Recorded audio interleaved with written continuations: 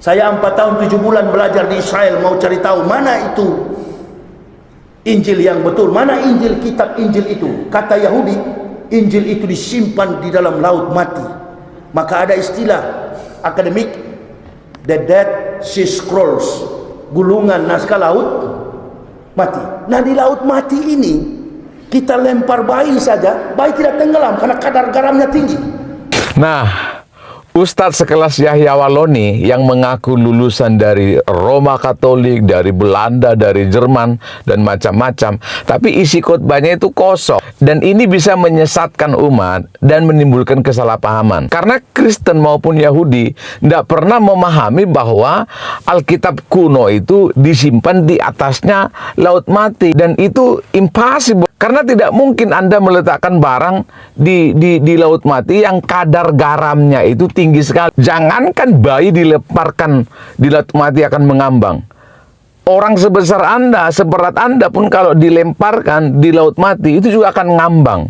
Jadi nggak mungkin. Jadi makanya naskah laut mati itu disebut ditemukan di dekat laut mati. Di mana? Di gua. Gua apa? Gua Qumran.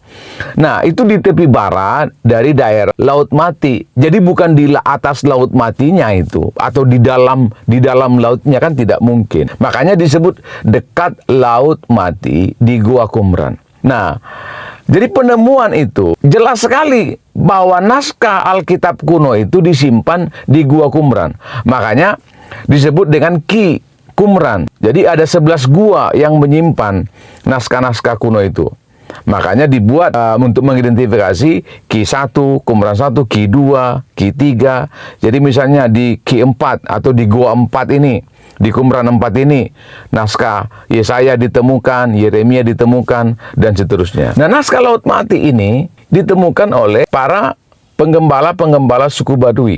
Nah, jadi mereka menemukannya bukan di laut matinya, tapi di gua-gua, ya. Di gua-gua. Jadi Yahya Waloni mesti belajar. Dan penemuan ini luar biasa karena para pakar meyakini naskah laut mati itu disalin, ditulis oleh kaum Esseni abad ketiga sebelum Masehi. Ada yang ditulis tahun 252 sebelum Masehi, ada yang ditulis tahun 270 sebelum Masehi, dan seterusnya. Dan ini naskah tua sekali.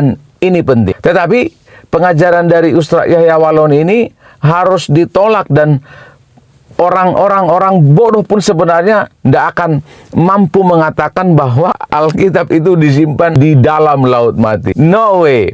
Tapi penemuan naskah laut mati ini memang sangat penting mengkonfirmasi bahwa Alkitab itu tidak pernah dipalsukan.